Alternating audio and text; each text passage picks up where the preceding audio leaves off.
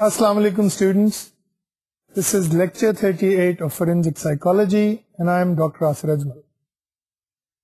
ہم ابھی تک بات کرتے رہے ہیں فورینزک سائیکوتھیراپی کے حوالے سے ڈفرینٹ ٹیکنیکس کی، ڈفرینٹ اسٹریٹجیز کی، کہ جو لوگ وائلنس کے ایک لامتناہی سلسلے میں پھنسے ہوئے ہیں ان کو کیسے ہیلپ کیا جائے، ان کی کیسے مدد کی جائے کہ وہ تشدد کو چھوڑ کے، وائلنس کے اس رستے کو چھوڑ کے ایک اچھے شہری بن سکیں.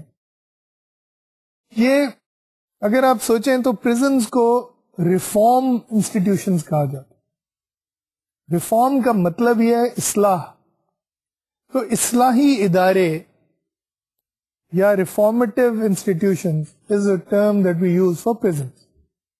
لیکن ہم یہ جانتے ہیں کہ پرزنز میں نہ تو ایسا ماحول ہے، نہ ہی ایسا کوئی اسٹرکچر ہے، نہ ہی ایسی کوئی انٹرونشنز ہیں کہ لوگوں کی ٹھیک طرح سے اصلاح کی جائے. تو فورینزک سائیکالوجی جو ہے وہ اس اصلاح کے جو مقصد کو لے کے آگے چلتی ہے، اور اسی وجہ سے جیسے میں نے آپ سے پہلے ذکر کیا وائلنس ریڈکشن پروگرام ڈیولپ کیا ہے وانگ اینڈ گارڈن نے کینیڈا میں، اور اس کو اب دنیا میں اور بھی مختلف جگہوں پہ استعمال کیا جانا شروع کر دیا گیا ہے. تو اس میں کیا ایسی خاص بات ہے؟ پچھلے لیکچر میں بات کرتے ہوئے میں نے آپ سے ان ڈائنامک فیکٹرز کا ذکر کیا تھا جو وانگ اور گارڈن کے وائلنس رسک اسکیل میں موجود ہیں. وائلنس رسک اسکیل میں نے آپ کو بتایا تھا کہ دو قسم کے فیکٹرز ہیں. ایک اسٹیٹک فیکٹرز ہیں جنہیں آپ چینج نہیں کر سکتے، جن کا تعلق ماضی سے ہے، اور کچھ ڈائنامک فیکٹرز ہیں. یہ وہ فیکٹرز ہیں جو ابھی بھی حال میں اس پیشنٹ کی شخصیت کا یا اس کے بیہیویئر کا حصہ ہیں اور ان کو ہم چینج کر سکتے ہیں. اور یاد رہے کہ یہ پیشنٹس جو ہیں عام طور پہ جو اس وائلنس ریڈکشن پروگرام میں لائے جاتے ہیں وہ بہت ہی ڈیفیکلٹ قسم کے پرزنرز ہوتے ہیں، بہت ہی ڈیفیکلٹ، بہت ہی وائلنٹ، بہت ہی آؤٹ آف کنٹرول، جنہیں اس قسم کے پروگرام میں لایا جاتا ہے. اور یہ پروگرام بہت ہی انٹینسو ہوتا ہے اور اس میں انڈیویجول اور گروپ تھراپیز دونوں استعمال کی جاتی ہیں، اور فورینزک سائیکو تھراپی کے اصولوں سے بہت مدد لی جاتی ہے. تو talking about these factors I mention to you emotional control, یعنی جن لوگوں میں ایموشنل کنٹرول کم ہوتا ہے وہ وائلنٹ زیادہ ہوتے ہیں، اور ان میں ہم ایموشنل کنٹرول پیدا کرنے کی کوشش کرتے ہیں تھرو ڈفرنٹ ایکسرسائزز. پھر وائلنس ڈیورنگ انسٹیٹیوشنلائزیشن، یعنی جتنی دیر وہ پرزن وغیرہ میں رہتے ہیں اس میں جو اگر لڑائی مار کٹائی تشدد کرتے ہیں تو یہ بھی ایک رسک فیکٹر ہے مزید وائلنس کا، اور اس کو بھی ہم کم کرنے کی کوشش کرتے ہیں through different intervention. Then the third factor I mentioned was weapon use، کہ weapon use میں جو ہے بھی ایشوز ہیں اس طرح کے کہ ہم اسے through incentives، through psychological interventions weapon use کا کم کرنے کی کوشش کرتے ہیں، which then leads to better results hopefully. پھر second the next factor was insight into violence، کہ پیشنٹ میں اپنے وائلنس میں انسائٹ کتنی ہے، کیوں کرتا ہے وہ وائلنس. تو اس کو ڈیولپ کرنے سے بھی وائلنس میں کمی آنی شروع ہوتی. Then if there is a mental disorder, if there is clinical depression اور اینگزائٹی اور any other serious mental disorder, that needs to be treated before we can expect results. Then I dwelt a good deal of time on substance abuse, کہ substance abuse جو ہے وہ ایک بہت major factor ہے اس کی پرپیچویشن میں. We'll talk more about substance misuse treatment inshallah in a later lecture, but for now what's important to remember is that substance abuse is a critical factor in violence reduction. اور میں نے آپ سے یہ بھی عرض کی تھی کہ اگر substance misuse ہم کم نہیں کر پاتے ہیں یا ختم نہیں کر پاتے ہیں تو پھر وائلنس کی پرابلم کو بھی ختم کرنا تقریباً ناممکن ہوتا. Then we also spoke about the need for relationship with significant others، کہ جو میاں بیوی کا ریلیشن شپ ہے وہ اگر ہے اس شخص کا تو اس کے ساتھ انٹرونشن بہت کامیاب ہو سکتی ہے. And we also looked at some other things like violent life style, کہ پرزن کے باہر اس شخص کا کیا لائف اسٹائل ہے, پرزن کے باہر اس شخص کی کیا طریقہ کار ہے دوسروں کے ساتھ انٹریکٹ کرنے کا. Then we also discussed criminal personality, کہ کرمنل پرسنالٹی کیا ہوتی ہے. You remember we looked at things like antisocial personality disorder, narcissistic personality disorder, borderline personality disorder. تو یہ کچھ پرسنالٹیز ہیں جو انسان کو پری ڈسپوز کر دیتی ہیں towards a criminal life style. تو جہاں تک بات کرمنل لائف اسٹائل کی ہے وہ تو اپنی جگہ اہم ہے, لیکن اس کے پیچھے شخصیت میں ایسی کیا چیزیں ہیں, شخصیت میں ایسی کیا چیزیں ہیں کہ وہ انسان جو ہے ہم کہیں کہ جناب وہ تو ہے ہی ایسا, وہ تو ہے ہی بے حس, وہ تو ہے ہی سفاق, وہ تو اس کو تو دوسروں کا کوئی احساس نہیں. So these are some factors which are about other people, dealing with other people, being able to take their perspective, not being able to think very much, not having problem solving skills. Personality ایک تو بہت complicated چیز ہے, اور یہ بھی میں آپ کو بتاؤں کہ بہت سارے دوسرے فیکٹرز جن کا میں نے ابھی آپ سے ذکر کیا ہے وہ بھی اس میں انوالوڈ ہیں, لیکن یہاں ہم اس کے ان پرسنالٹی فیکٹرز کو بہت زیادہ توجہ دیتے ہیں اور اس کو ایک نان کرمنل پرسنالٹی بنانے کی کوشش کرتے ہیں.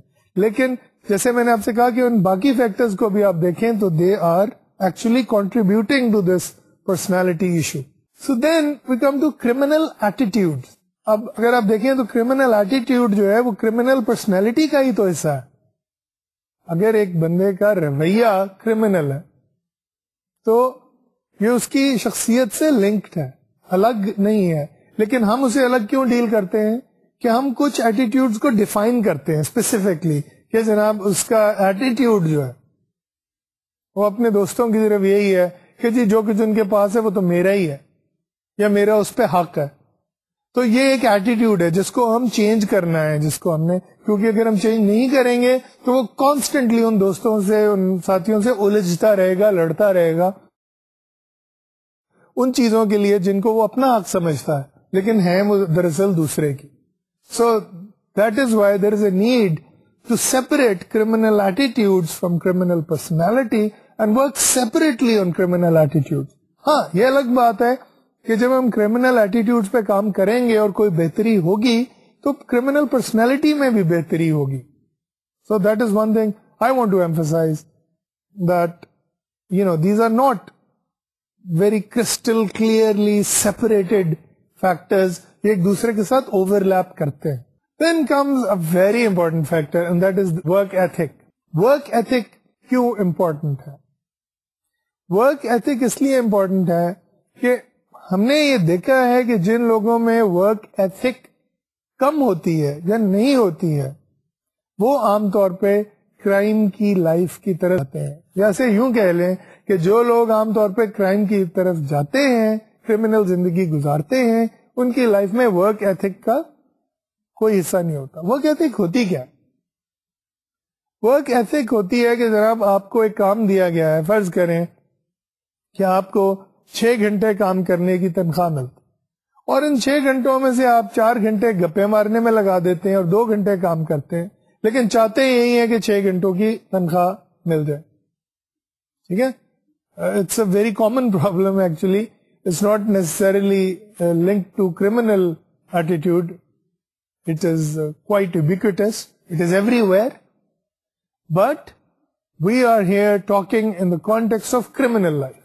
تو criminal کے لیے work ethic پیدا کرنا, اس کو work ethic کی لائف کی طرف لانا, جہاں مثلاً فرض کریں کہ وہ پریزن میں کام کر رہا ہے تو یہ بھی ہو سکتا ہے کہ وہ اپنے حصے کا کام اپنے ساتھیوں کو دے دے, زبردستی ان سے کروائے. تو اس ہیبٹ کو چینج کروانا اور اس سے اپنا کام خود کروانا, اور اس بات کو ایمفسائز کرنا کہ جو ریوارڈ ملے گا وہ اتنے ہی کام کا ملے گا جو کہ اس نے کیا ہے, اور اس چیز کی اسے عادت ڈالنا. تو اس کو ہم کہتے ہیں ورک ایتھک. اچھا پھر ایک یہ بھی ہے کہ جی اب جیل میں بیٹھا ہے, کام کر رہا ہے, تو کوالٹی کی اسے کوئی پرواہ نہیں ہے, جیسی مرضی بنے, اس سے کیا فرق پڑتا. تو that is something to remember کہ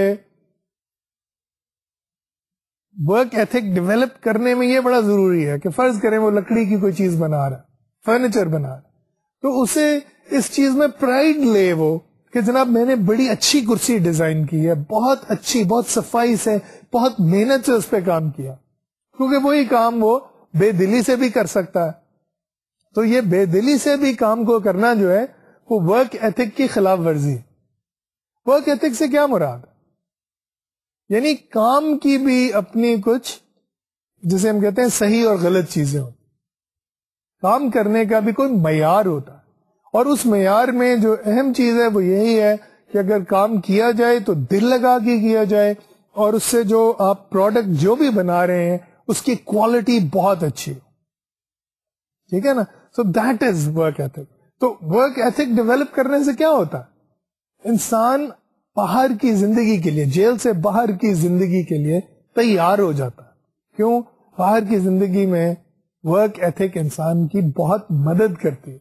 کیوں؟ جو لوگ کام چوری کرتے ہیں اور پہلے سے کرمنل زندگی گزارتے رہے ہیں, ان کے لیے کرمنل لائف میں جانا بہت آسان ہو جاتا ہے کام چوری کی وجہ سے. ٹھیک ہے, کام پہ گئے, بے دلی سے کام کیا, پروڈکٹ ٹھیک نہیں بنائی, باس نے نکال دیا, اب back to theft, back to substance abuse, back to robberies, back to violence.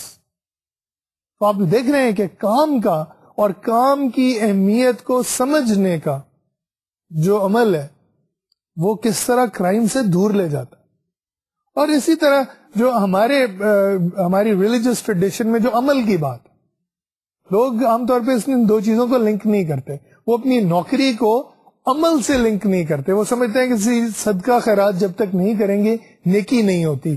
لیکن اپنے کام کو ٹھیک طرح سے کرنا جو ہے, اپنا عمل جو ہے وہ آپ کا عمل ہے نا. آپ نوکری پہ جو کام کر رہے ہیں وہ آپ کا عمل ہے. تو جو اپنے عمل کو اچھے طریقے سے کرنا اور اچھی پروڈکٹ بنانے کی کوشش کرنا اور محنت کرنا بھی عبادت ہے, اور اس کا بھی ثواب ہے. تو اگر اس کانسیپٹ کو ری انفورس کیا جائے تو آپ دیکھیں گے کہ quality of that person's work will improve, which will mean that he will be able to better adjust to life outside. اور یہ بات میں جو ہے صرف بزنس کے لیے نہیں کرتا.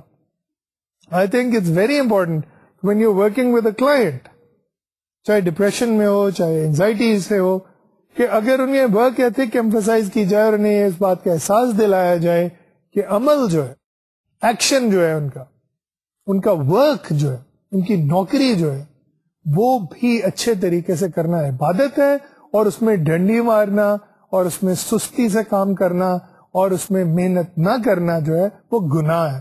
اسی طرح جیسے اچھا عمل اور برا عمل اور جزا اور سزا کی جب بات ہوگی تو اس میں ہماری جابز, جو کہ ہماری زندگی کا بیشتر حصہ ہماری جابز میں گزرتا, ٹھیک ہے نا, تو اس کا خیال رکھنا, اس کا بھی حساب ہوگا. And that point needs to be stressed. ہمارے بہت سے ملکوں میں, مسلم کنٹریز میں, یہ ایک بہت کامن پرابلم ہے کہ لوگ اپنی نوکری کو اپنے عمل سے دور رکھتے ہیں. آئی گیو یو این ایگزامپل. رمضان کے زمانے میں ٹریفک کا بہت برا حال ہوتا ہے. لوگ ایک دوسرے سے آگے نکلنے کی کوشش کر رہے ہوتے ہیں, لوگوں کی زندگیاں اپنی اور دوسروں کی خطرے میں ڈال رہے ہوتے ہیں کہ وہ افطاری صحیح وقت پہ جا کے گھر کر لیں یا سودا وغیرہ لے آئیں. Now what they don't realize is that they are violating the spirit of Ramadan. They are violating the spirit of sacrifice. بھئی اگر آپ تھوڑی دیر سے پہنچ جائیں گے اور کسی کی جان بچ جائے گی اس پروسیس میں تو یقیناً اللہ تعالیٰ آپ سے ناراض نہیں ہوں گے بلکہ خوش ہوں گے. So people don't make that link between religion and our daily lives, and that is one of the reasons why we have so much crime. تو یہ چیز جو ہے میرے خیال میں سمجھنا بہت ضروری ہے کہ aggression, violence and work ethic are related issues, and work ethic is something that is central to the core of our religion. Then Another important fact is criminal pairs. آپ کی صحبت کیا ہے؟ انسان اپنی صحبت سے پہچانا جاتا. تو ایک شخص پرزن میں ہے تو کیا اس کے دوست ساتھی دوسرے پرزنرز نہیں ہوں گے؟ Obviously. لیکن ان میں بھی کچھ لوگ ایسے ہیں جو ابھی بھی کرمنل ایکٹیویٹیز کر رہے ہیں اور کچھ لوگ ایسے ہوں گے جو کرمنل ایکٹیویٹیز سے بچنا چاہ رہے ہیں. اب ہم نے جب کسی کلائنٹ کے ساتھ انٹرونشن کرنی ہے، وائلنس ریڈکشن پروگرام میں اسے شامل کرنا ہے، تو ہم نے اسے اس طرف آمادہ کرنا ہے، اس بات پہ راغب کرنا ہے کہ جناب اپنے دوست جو بناؤ وہ ایسے ہوں جو تمہاری طرح کرمنل لائف سے بچنا چاہتے ہیں، وائلنس کو ترک کرنا چاہتے ہیں. اچھا، اب اس چیز کو بڑے آسانی سے اسیس کیا جا سکتا ہے، سٹاف سے رپورٹ لی جا سکتی ہے کہ جناب پچھلے 6 ہفتے میں وہ کن کن لوگوں کے ساتھ گھوم رہا ہے، کیا اس نے اپنے دوست تبدیل کیے ہیں یا نہیں کیے ہیں، کیا وہ انہی لوگوں کے ساتھ مل رہا ہے جو سارے ڈرگ یوزرز ہیں اور وائلنٹ لوگ ہیں، یا اس نے اپنے دوستوں میں ایسے لوگوں کو شامل کیا ہے جو چینج ہونا چاہ رہے ہیں. مثلا گروپ میں جو اپنے لوگ ہیں وہ کیا ان کے ساتھ ٹائم زیادہ گزارتا ہے یا کسی کرمنل گینگ کے ساتھ زیادہ گزارتا ہے. تو کرمنل پیئرز، صحبت کو درست کرنا بھی اس انٹرونشن کا حصہ ہے، اور یہ انٹرونشن بھی جیل کے باہر بھی جاری رہتی ہے، جس میں یہ کوشش کی جاتی ہے کہ کلائنٹ کو زیادہ سے زیادہ ان لوگوں کے قریب رکھا جائے جو اچھے سٹیزن ہیں، اور ان لوگوں سے دور رہنے کی کوشش کی جائے جو کرمنل ایکٹیویٹی میں ابھی بھی انوالوڈ ہے. So that is inner dynamic factor which is very very important. Then there is the issue of interpersonal aggression. Interpersonal aggression اور وائلنس میں کیا فرق ہے؟ انٹرپرسنل اگریشن میں یہ ضروری نہیں ہے کہ انسان ہر وقت وائلنس ہی استعمال کرے. بعض اوقات اونچی آواز میں بولنا جو ہے وہ دوسرے کے لیے انٹیمیڈیٹنگ ہو سکتا ہے، دوسرے کے لیے بہت پریشانی کا باعث بن سکتا ہے. تو اپنے پرسنل ریلیشن شپ میں، خواہ وہ دوست ہوں، یار ہوں، ریلیٹیوز ہوں، بیوی بچے ہوں، اگر اس میں بہت زیادہ اگریشن ہے، اگریشن وائلنس کی صورت میں بھی ریفلیکٹ ہو سکتی ہے، لیکن اونچی آواز میں چیزیں توڑنے پھوڑنے میں اور وہ جو ہے چیخنے چلانے میں، اس کو بھی ہم انٹرپرسنل اگریشن کہتے ہیں. اور اگر وہ جاری ہے تو پھر وائلنس کا امکان بھی موجود ہے. اور اگر ہم اس میں کمی کرتے ہیں تو یہ ایک بہت اچھا انڈیکیٹر ہے، بہت اچھا سائن ہے، بہت مثبت پہلو ہے، بہت مثبت نشان ہے اس بات کا کہ اس شخص میں کچھ تبدیلی آ رہی.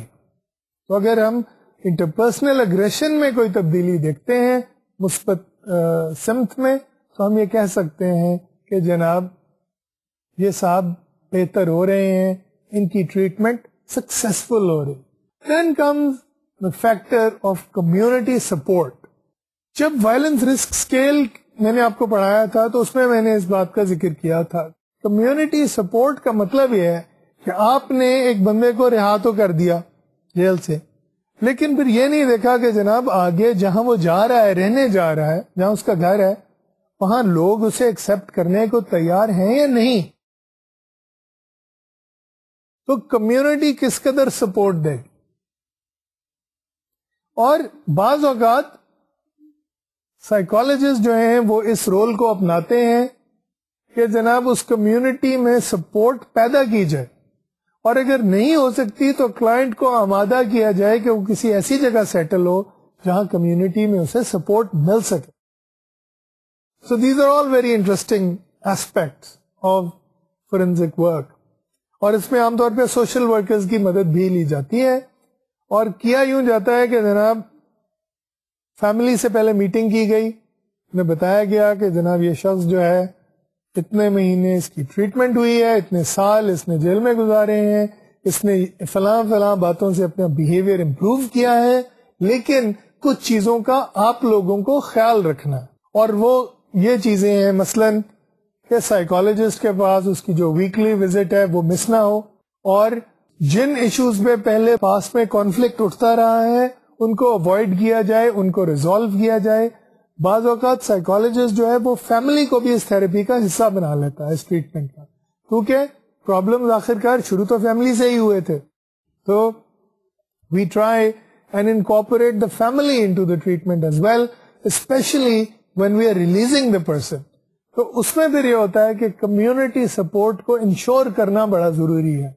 کیوں؟ اگر کمیونٹی سپورٹ نہیں ہے, chances are the person will land himself back in jail. ٹھیک ہے, کمیونٹی سپورٹ ضروری نہیں ہے کہ وہ اس بندے کے ساتھ رویے کے ساتھ ہی اس کا تعلق. کمیونٹی سپورٹ یہ بھی ہو سکتی ہے کہ انہیں پتا ہے کہ جناب فلاں بندہ جو ہے وہ آتا ہے یہاں ڈرگز بیچنے, تو اگر محلے والے مل کے کوئی ایسے اسٹیپس لیں کہ اس بندے کو وہاں نہ آنے دیں, پولیس کو انفارم کریں, اخباروں میں اس بات کا ذکر کریں, so there can be a number of steps taken to prevent supply of drugs in that area. تو کمیونٹی سپورٹ صرف یہ اس کا طریقہ نہیں ہے کہ فیملی کے ساتھ ٹریٹمنٹ کی جائے, بلکہ کمیونٹی سپورٹ کے بہت سے طریقے ہیں, and many of these can be deployed and used. But because without community support, most interventions will fail. پھر release to high risk situation. Release to high risk situation کا تعلق کمیونٹی سپورٹ سے بھی ہے, لیکن یہ ایک اسپیسیفک ایگزامپل, ایک پرٹیکولر انسٹنس ہے. جیسے فرض کریں کہ ایک بندے کے بارے میں آپ کو پتا ہے کہ اس نے ایک خاندان کے 6 لوگوں کو مار دیا. اب وہ لوگ جو ہیں اس کی جان کے دشمن ہیں اور کہتے ہیں جی جیسے ہی ہمیں نظر آیا ہم نے اسے مار ڈالا. اب اس شخص کو بھی اس بات کا علم ہے, وہاں نے اسے ریلیز کیا, وہاں آگے لوگ اسے قتل کرنے کے لیے آئے ہوئے ہیں. ان صاحب نے بھی اپنے پاس پستول رکھی ہوئی, انہوں نے اٹھائی اور 3 لوگ اور مار ڈالے. تو اب دیر is a need to understand کہ ایسی سچویشن میں ریلیز کرنا جو ہے وہ بہت خطرناک ہے.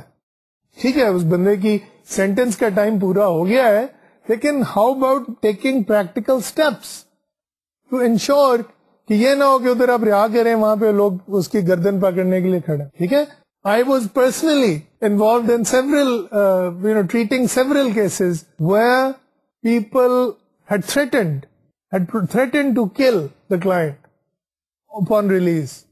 So we sometimes had to make sure کہ ان کے نہ صرف ریلیز کو سیکرٹ رکھا جائے بلکہ انہیں کسی ایسی جگہ پہ سیٹل کرنے کی کوشش کی جائے جہاں پتہ نہ چل سکے. Sometimes people had to be given fictitious names. ٹھیک ہے, ان کی بالکل آئیڈینٹیز چینج کر دی جاتی ہیں تاکہ وہ تلاش کرنے میں, جو اینیمیز یا لوگ ان کو تلاش کرنا چاہ رہے ہیں وہ انہیں پکڑ نہ سکیں اور انہیں مار نہ سکیں. اور بعض اوقات اس سے یہ بھی ہوتا کہ یہ نہیں ہوتا کہ وہی مارنے میں کامیاب ہوتے ہیں, وہ شخص خود ان لوگوں کو مار کے جیل میں آ جاتا دوبارہ. So release to high risk situations is to be avoided. یا جیسے پہلے میں نے آپ کو مثال دی تھی, ایک ایسے محلے میں انہیں واپس بھیج دینا جہاں چاروں طرف ڈرگز عام بک رہی ہیں اور اس کو روکنے کے لیے کوئی پریکٹیکل سٹیپس نہیں لیے گئے, تو یہ بھی ایک ہائی رسک سچویشن ہے. کیوں کہ وہ بندہ ان سے پھر انوالو ہو جائے گا اور پھر اپنے آپ کو اس مصیبت میں ڈال لے گا. دین وائلنس سائیکل, جیسے میں نے آپ سے کہا تھا ان میں سے بہت سے فیکٹرز جو ہیں وہ ایک دوسرے کے ساتھ انٹر لنکڈ ہیں. ہم نے وائلنس ڈیورنگ انسٹیٹیوشنلائزیشن کی بات کی تھی, وائلنٹ لائف سٹائل کی بات کی تھی, انٹرپرسنل اگریشن کی بات کی تھی, اور اب ہم وائلنس سائیکل کی بات کریں. یعنی انہیں یہ چیز سمجھانا کہ وائلنس کا سائیکل جو ہے, وائلنس اٹ سیلف جو ہے وہ ایک سائیکل میں چلتا ہے. ٹھیک ہے, آپ کو ایک پرابلم ہوئی, اس کا حل آپ نے وائلنس نکالا, اس وائلنس کے جواب میں وائلنس ہوا, آپ جیل میں آئے, آپ نے مزید, آپ کو کسی نے پرووک کیا, آپ نے مزید وائلنس کمٹ کیا, آپ کو مزید جو ہے پریشانی کا سامنا کرنا پڑا, اس پریشانی کی وجہ سے آپ اور وائلنٹ ہو.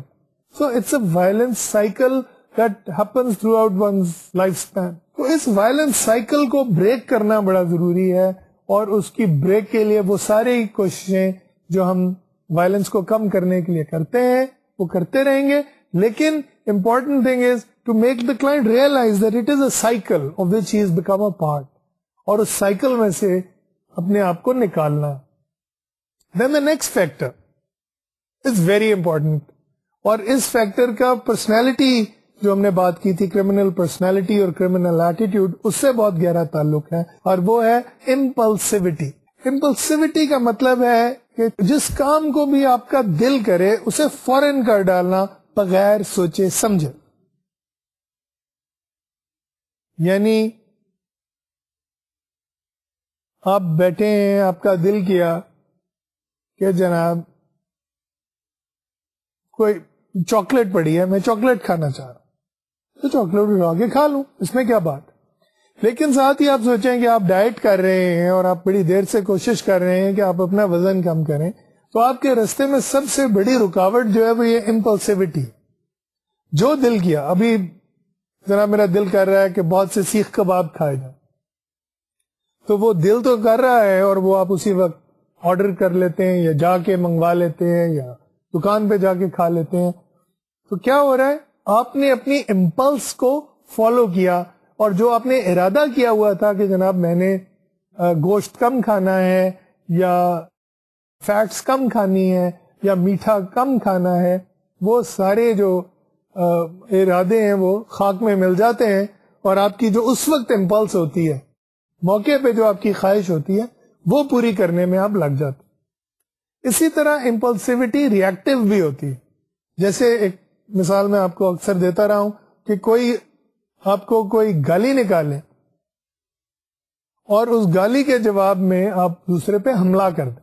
اب یہ بڑی کامن، میں نے بہت لاہور میں بہت کامن فینومینن دیکھا ہے کہ کسی شخص نے کسی کو گالی نکالی اور دوسرے نے اس کا گریبان پکڑ لیا اور گتھم گتھا ہوگا. بعض اوقات تو یہ بھی دیکھا ہے کہ ایک گاڑی نے اگر دوسری کو اوورٹیک کیا ہے تو وہ گاڑی نے انڈیکیٹر لگا کے اور جناب صاحب نے اشارے کر کے دوسری گاڑی کو رکوایا، اور پھر شیشے نیچے ہوئے اور ایک نے دوسرے کو گالی نکالی، اور دوسرے نے بجائے اس کے کہ وہ اخلاق اور شائستگی کا مظاہرہ کریں، اس چیز کو نارم بنا لیا ہے کہ جناب وہ بھی آ کے جواب میں گالی دیں گے یا لڑائی کریں. تو آپ کی انکم کیا ہے، اس سے تعلق نہیں ہے اخلاق کا. اخلاق کا تعلق جو ہے وہ اس امپلسیوٹی کو روکنے کی جو تربیت ہے وہ آپ کو ملی ہے یا نہیں ملی. That is the most important thing. اگر آپ کسی بھی کام کو سوچے سمجھے بغیر کرتے ہیں تو پھر اخلاق کا اس سے تعلق ہی کوئی نہیں. ٹھیک ہے نا. اخلاق تبھی استعمال میں آتے ہیں جب آپ کسی چیز کے بارے میں سوچتے ہیں، کسی چیز کو کرنے سے پہلے سوچتے ہیں اور کسی بات کو کہنے سے پہلے سوچتے ہیں. دیٹ از اخلاق، دیٹ از موریلٹی. اور موریلٹی اور امپلسیوٹی کا آپس میں کوئی تعلق نہیں ہے. اسی لیے صوفیاء کرام ہمارے جب تربیت کرتے ہیں لوگوں کی تو انہیں یہ بتاتے ہیں کہ جناب اپنی عادتوں پہ کنٹرول کرو. بہت سی چیزیں ہیں جو ہم عادتاً کرتے ہیں، بہت سی چیزیں ہیں جو ہم بغیر سوچے سمجھے کرتے ہیں، اور ہر چیز کو سوچ سمجھ کے کرنے کی ضرورت ہے. یعنی یہ جو کھانا کھانے سے پہلے ہے نا کہ بسم اللہ الرحمن الرحیم کہو، تو یہ بھی ایک دعوت ہے کہ جناب کھانے یہ نہیں کہ ادھر میز پہ آیا تو اس پہ پل پڑے. ٹھیک ہے نا. اس میں بھی یہی ہے کہ جناب آپ پہلے سوچیں، اللہ تعالیٰ کے نام سے اسے رحمان الرحیم مان کے اس کی رحمتوں کو اکنالج کر کے پھر آپ کھانا کھانا شروع کریں. جب کھائیں تو اس کے بعد الحمدللہ پڑھیں اور اللہ تعالیٰ کی تعریف کر کے اس کے شکر گزار ہو.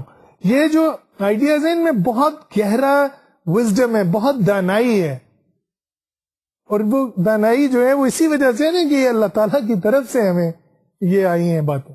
تو یہ سمجھنے کی ضرورت ہے کہ امپلسیوٹی، ایک چیز کو کرنے کی خواہش اور اس کے کرنے کے درمیان جو گیپ کا نہ ہونا، سوچ کا تفکر کا نہ ہونا، ایک بہت بڑی پرابلم ہے.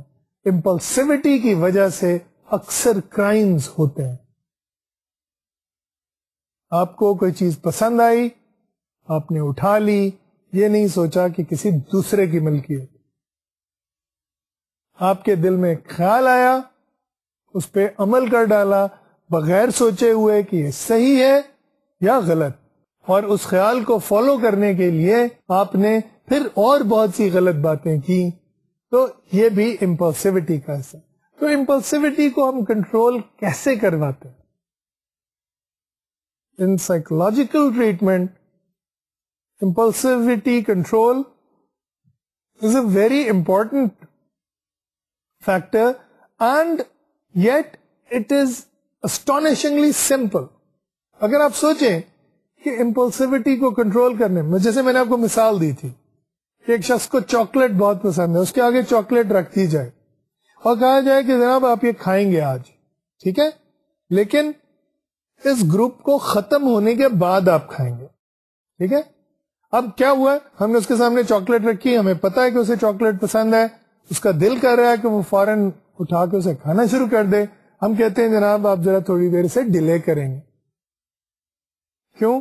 ہم اس گروپ میں بیٹھے ہیں، بات چیت کر رہے ہیں، اور آپ کو ہم ہیلپ کر رہے ہیں امپلس کنٹرول کی، ٹھیک ہے نا، کہ اپنی جو بھی خواہش ہے اس پہ فوراً عمل کرنا، اس سے تھوڑا سا روک رہے ہیں اور اس کو روکنے کی ٹریننگ دے رہے ہیں آپ. اچھا، اب اس دوران کیا ہوگا کہ فرض کریں کہ اس شخص کو ڈائبٹیز ہے، اسے چاکلیٹ کھانی نہیں چاہیے کہ اس میں میٹھا بہت ہے. تو اب ہم اس دوران اسے گفتگو کریں گے اور اسے پوچھیں گے کہ جناب آپ کو یہ چاکلیٹ کیوں نہیں کھانی چاہیے، ہمیں 10 ریزنز بتائیں. تو وہ آپ کو 10 ریزنز بتائے گا کہ جناب اس میں ایک تو چینی ہے، پھر دوسرے مجھے ڈائبٹیز ہے، تیسرے یہ کہ اگر یہ میں کھاتا ہوں تو اس سے میری کڈنیز اور میرے لیور پہ برے اثرات پڑ سکتے ہیں، پھر یہ کہ میری آنکھوں پہ برا اثر پڑ سکتا ہے کیونکہ اگر بلڈ میں شوگر زیادہ ہو جائے تو اس سے بینائی بھی متاثر ہوتی ہے، and so on and so forth. تو وہ خود جب ریزنز گناتا ہے تو اس کے دل میں یہ خیال پیدا ہوگا کہ جناب میں چاکلیٹ نہ کھاؤں تو بہتر ہے. تو اس طرح کی ایکسرسائزز ہم کرتے ہیں اور آہستہ آہستہ جو ہے چیزیں چینج کرتے جاتے ہیں. چاکلیٹ کی جگہ امیجری کی ایکسرسائزز کرواتے ہیں جن میں اسے امپلس کنٹرول سکھائی جاتی ہے، اور پھر اس پہ زیادہ سے زیادہ اسے کمپلیمنٹ اور ریوارڈ کیا جاتا ہے اس ایبلٹی کو پیدا کرنے میں. پھر یہ دیکھا جاتا ہے، ہوم ورک دیا جاتا ہے کہ کن کن موقعوں پہ پاسٹ میں اس نے امپلسو ریئیکشنز دیے ہیں اور کن کن موقعوں پہ اب حال میں وہ ان چیزوں پہ امپلسو ریئیکشن نہیں دے رہا. So those are the kind of things where we find that impulsivity can be controlled. اچھا، اب next factor that is quite important from a psychological point of view is cognitive distortion. Cognitive distortion جیسے میں نے آپ سے ایک دفعہ پہلے بھی ذکر کیا تھا cognitive behavior therapy سے نکلی، جس میں اس کا مطلب یہ ہوتا ہے کہ کوئی غلط خیال جسے آپ صحیح سمجھتے ہیں، اور ہم میں سے اکثر لوگوں میں بہت سی cognitive distortions ہوتی ہیں. مثلا اگر میرے باس نے مجھے لیٹ آنے پہ ڈانٹا سب کے سامنے تو میری بہت بے عزتی ہوگی اور میں اس بے عزتی کو برداشت نہیں کر سکوں گا، اور چونکہ میں اس بے عزتی کو برداشت نہیں کر سکوں گا اس لیے مجھے یا تو وہ نوکری چھوڑ کے جانا پڑے گا یا پھر اپنے باس کو برا بھلا کہنا پڑے گا، جس کے نتیجے میں میرا باس مجھے نکال دے. اب ایک بہت لمبی چوڑی سوچ ہے، لیکن ہم میں سے اکثر لوگ جو ہیں اپنی جابز پہ اس قسم کی سوچ کا شکار ہوتا. ٹھیک ہے. اچھا، اب how do we address that?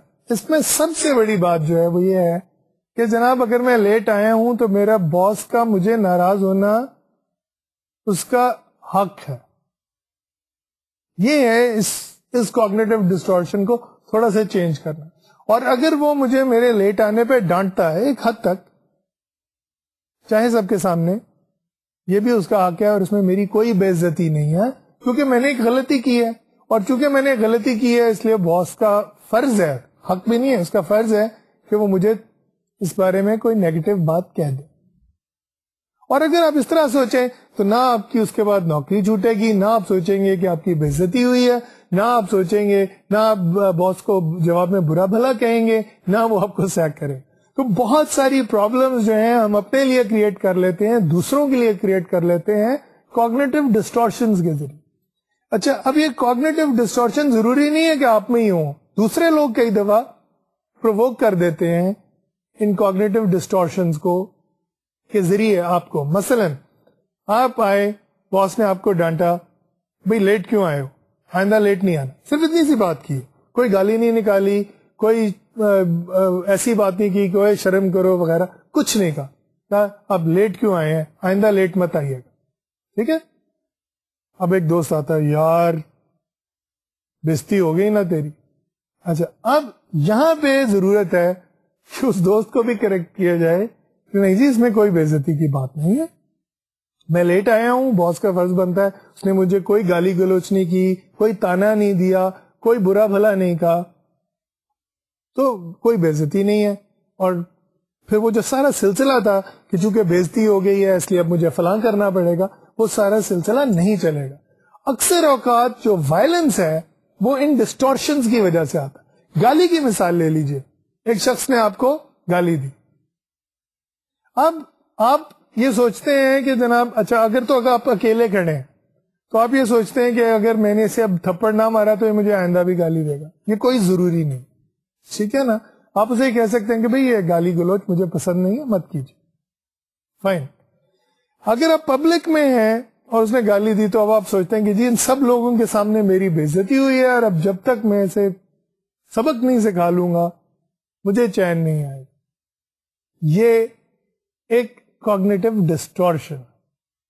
کیوں؟ اس شخص نے گالی دی ہے، یہ اس کا عمل ہے، آپ کا نہیں ہے. اس طرح تو آپ دوسروں کے ہاتھوں میں کٹ پتلی بن جائیں گے. وہ جب آپ سے وائلنس کروانا چاہیں گے آپ کو ایک گالی دے دیں گے. ٹھیک ہے. اکثر سچویشنز میں ہم نے یہ دیکھا ہے کہ کچھ لوگ جان بوجھ کے دوسروں کو پرووک کرتے ہیں کہ وہ مصیبت میں پھنسے، کیونکہ انہیں ان کی اس ویکنس کا پتہ ہوتا ہے، اس کمزوری کا علم ہوتا ہے. تو اپنے آپ کو دوسروں کے کنٹرول میں دے دینا بہت بڑی حماقت ہے. کوئی شخص آپ کو گالی دیتا ہے، آپ اس سے یہ کہہ سکتے ہیں کہ بھئی یہ تمہارا عمل ہے، یہ تمہاری زبان ہے، میرا اس سے کوئی تعلق نہیں. ٹھیک ہے نا. آپ کو کسی بات کا سننا، ہاں جیسے میں نے کہا اسرٹیو ہو سکتے ہیں، ہاں ریلیشن شپ پہ ڈیپینڈ کرتا ہے نا. کوئی دوست ہے آپ کو کوئی بری بات کہہ رہا ہے، آپ اسے کہہ سکتے ہیں کہ بھئی اگر میرے دوست رہنا ہے تو آئندہ مجھ سے ایسی بات نہ کرو، بجائے اس کے کہ گتھم گتھا ہو جائے اور لڑائی ہو جائے اور کوئی قتل ہو جائے اور کوئی جیل میں چلا جائے. بہت بہتر ہے کہ شرافت، اپنی شرافت کو کمپرومائز نہ کیا جائے. آپ دوسرے کو تو کہہ رہے ہیں کہ جی یہ برا ہے، اس نے مجھے گالی دی ہے، لیکن اگر میں نے جواب میں اسے مکہ مارا ہے تو میں نے بھی غیر اخلاقی حرکت کی. So that is some thing which I think is critical in the understanding of cognitive distortions. Cognitive distortions ہمیں بہت سی غلط چیزیں کرنے پہ مجبور کرتی. پھر اسی طرح ایک اور چیز بھی، ایک تو یہ تھا نا کہ فلاں شخص نے مجھے یہ کہہ دیا، اس کا مطلب یہ ہے. اب اس طرح کچھ اور بھی cognitive distortions ہوتی ہیں. مثلاً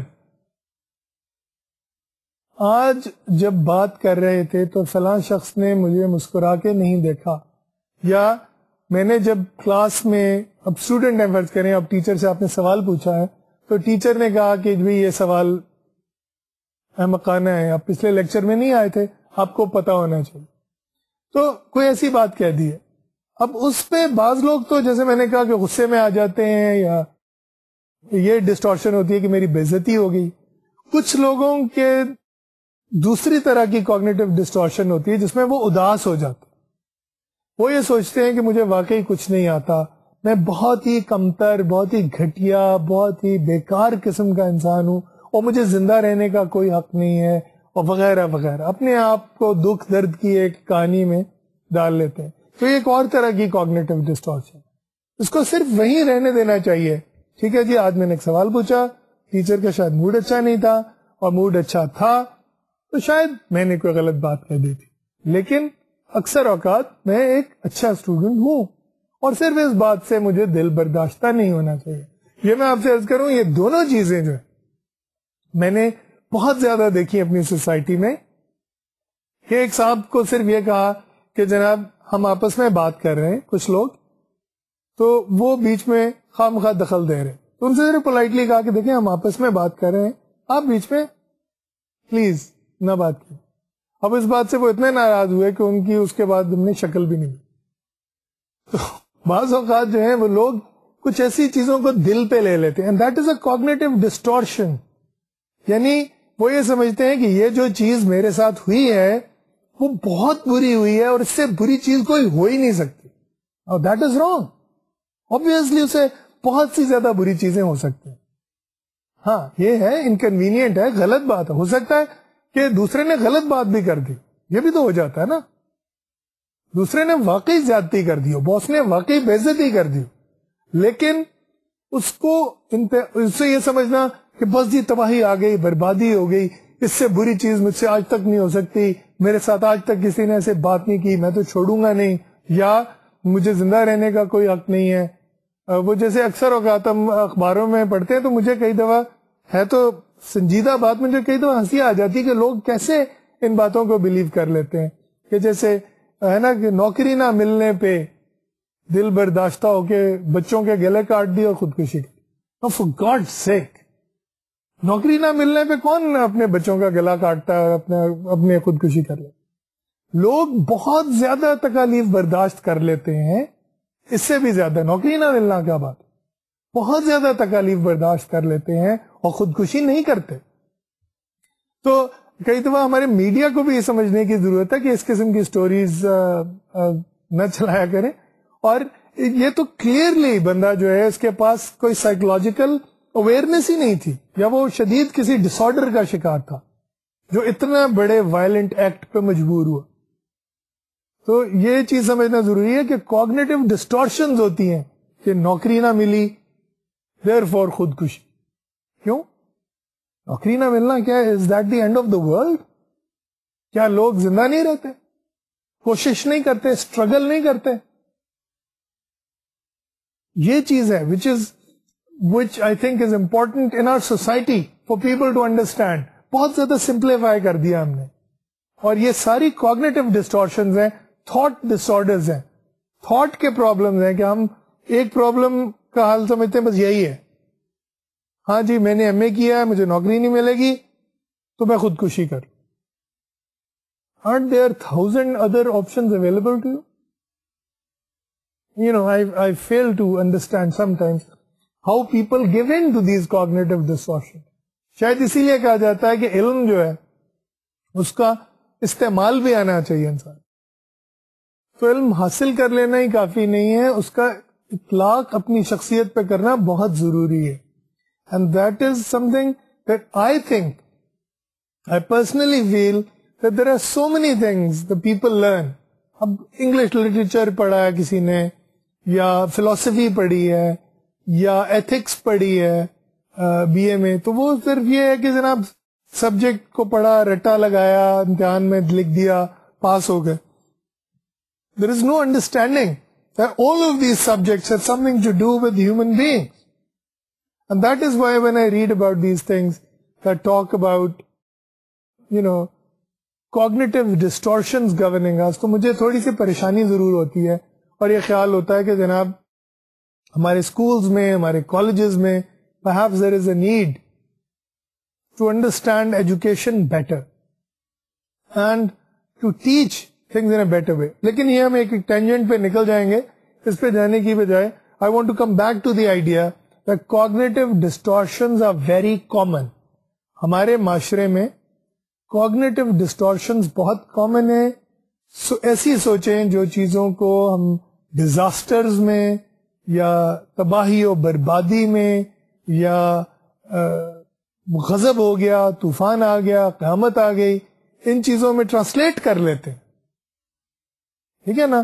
جیسے کسی نے گالی دے دی، کوئی قیامت نہیں ہوئی، کوئی غضب نہیں ہوا، کوئی بے عزتی نہیں ہوئی. کیوں؟ اس شخص نے اپنی بے عزتی کی ہے، اپنی زبان گندی کی ہے، آپ کا تو کچھ نہیں گیا. اسی طرح کسی نے جو ہے وہ روز اگر مسکرا کے دیکھتے ہیں آپ کی طرف اور آج مسکرا کے نہیں دیکھا تو کوئی قیامت نہیں ٹوٹی, کوئی دنیا برباد نہیں ہوئی, ختم نہیں ہوئی وغیرہ. That is something that I think needs to be well understood. Then there is the issue of compliance with community supervision. آپ نے کسی کو رہا کیا اور کہا کہ جناب ہر ہفتے باقاعدگی سے سائیکالوجسٹ سے ملنا ہے. اب وہ صاحب جو ہیں 3 ہفتے سے غائب ہیں اور انہوں نے نہ تو پولیس میں رپورٹ کیا, نہ سائیکالوجسٹ سے ملے, نہ سوشل ورکر سے ملے, تو there is a chance that person is going to re-offend. کیوں؟ وہ جو میکنزمز اس کو سپورٹ کرنے کے لیے رکھے گئے وہ ان کا احترام نہیں کر رہا, ان کو فالو نہیں کر رہا. سو that is a risk factor. تو اسی طرح اس کا اپوزٹ یہ ہوگا کہ جب ایک شخص باقاعدگی سے اس سسٹم کو فالو کر رہا ہے جو اس کی مدد کے لیے سیٹ اپ کیا گیا ہے, تو chances are that he will not reoffend. ٹھیک ہے نا, ایک بندے کو جس کو آپ نے وائلنس کے لیے ٹریٹمنٹ دی ہے, سائیکو تھراپی دی ہے, گروپ تھراپی دی ہے, انڈیویجول تھراپی دی ہے, وہ ان ساری تھراپیز سے ہیلپ لے کے اس لیول پہ پہنچا ہے کہ آپ نے سجیسٹ کیا کہ اسے ارلی ریلیز کر دیا گڈ بیہیویئر کے بیسس. اب وہ ارلی ریلیز ہوتا ہے یا پیرول پہ ہوتا ہے, اس میں اسے کہا جاتا ہے کہ جناب آپ نے ہر ہفتے باقاعدگی سے سائیکالوجسٹ سے ملنا ہے, اور وہ باقاعدگی سے ملتا ہے, اپنی پرابلمز ڈسکس کرتا ہے, ان کے سولوشنز ڈسکس کرتا ہے. Chances are he is not going to reoffend, he is not going to cause any problems for himself اور for other people in the community. So that is another one. اب finally the last dynamic factor that I want to touch upon is security level of anticipated release institution. اب پاکستان میں شاید یہ point اتنا applicable نہیں ہے, لیکن ان ملکوں میں جہاں ڈفرینٹ سیکورٹی لیولز ہوتے ہیں مینٹل پیشنٹس, ایک بندہ ہے اسے میکسیمم سیکورٹی میں رکھا ہے, اب اسے میڈیم سیکورٹی میں بھیجا جا رہا ہے, تو that is called security level of anticipated release institution. اب فرض کریں کہ ایک شخص کو میکسیمم سے بالکل ہی لو سیکورٹی میں بھیج رہے ہیں یا بالکل ہی کمیونٹی میں بھیج رہے ہیں, تو اس سے کئی دفعہ پرابلمز کریٹ ہو جاتے ہیں, اور یہ پرابلمز جو ہیں آگے پھر بہت زیادہ مشکلات کا باعث بنتے ہیں. So we need to also look at what is the security level of anticipated release institution. لیکن بعض اوقات اس کا دوسرا مطلب بھی تو لیا جاتا ہے نا, کہ اگر ایک شخص کو میکسیمم سیکورٹی میں سے ہم کہہ رہے ہیں کہ جناب میڈیم میں جانے کی ضرورت نہیں ہے, سیدھا ہی اسے لو سیکورٹی میں لے جائیں یا سیدھا ہی اسے کمیونٹی میں لے جائیں, تو اس کا کیا مطلب؟ اس کا مطلب یہ ہے کہ اس بندے نے اپنی اتنی امپروومنٹ شو کی ہے, اتنی زیادہ اس نے کوپریشن شو کی ہے, اتنی موٹیویشن دکھائی ہے, اتنی زیادہ تبدیلی دکھائی ہے اپنی شخصیت میں کہ اسے ہم کریکٹ کمیونٹی میں ریلیز کر سکتے ہیں یا لو سیکورٹی لیول پہ اسے بھیج سکتے ہیں. تو that tells us that the person may be ready for a new life outside of the prison. So this briefly was the violence reduction program. And of course, if somebody is to run a violence reduction program, they need to undergo extensive training. But my purpose of introducing to you this particular program was to show you what are the dynamics of work inside prisons.